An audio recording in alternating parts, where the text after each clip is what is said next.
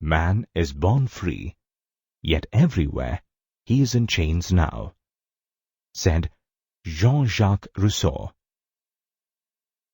Today, we all take liberty and freedom of expression for granted. This was not the case in the 18th century France, where the people had to fight for freedom from the years of oppression under the feudal lords. So, the recognition of the National Assembly by King Louis and him agreeing to their demands was a victory for the entire Third Estate. With the abolition of special privileges, tithes, and feudal taxes, people were happier as a huge burden had been lifted off them. The next thing on the agenda of the National Assembly was the creation of a constitution.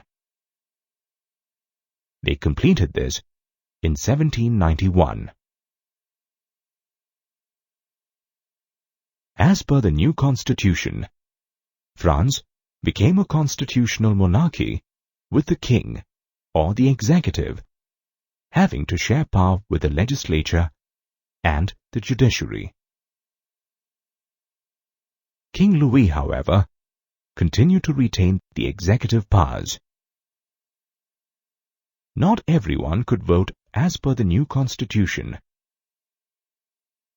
Only men who were older than 25 years and who paid taxes were allowed to vote. This did not go well with people like Jean-Paul Marat, who criticized it vehemently in his paper, stating that the government was represented only by the rich. Marat's writings were so fierce that he was made a member of the National Assembly so as to calm him. The Constitution commenced with the Declaration of the Rights of Man. It stated that the right to life, to freedom of speech, to freedom of opinion, and to equality before the law were intrinsic to all human beings. But remember that the majority of the people of France at that period were uneducated and could not read or write.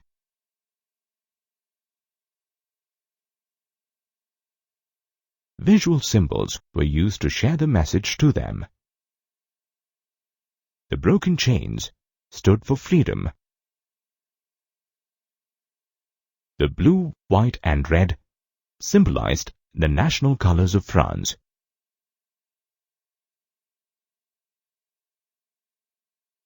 The red Phrygian cap was a sign of freedom and was worn by slaves when they became free.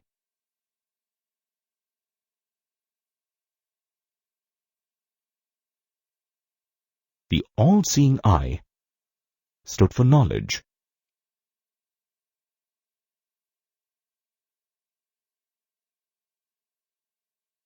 The self-devouring snake indicated eternity.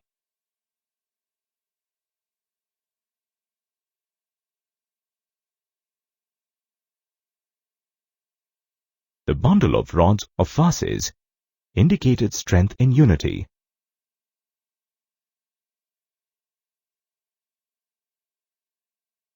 The winged woman stood for the law.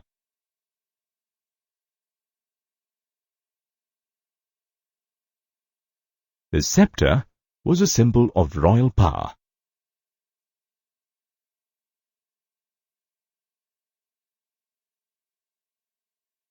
The tablet, also known as the law tablet, signified equality.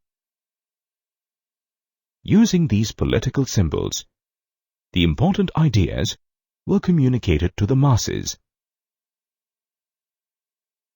With the creation of the Constitution and the Declaration of Mankind, King Louis's powers reduced drastically. However, as you will see later on, he had plans of his own.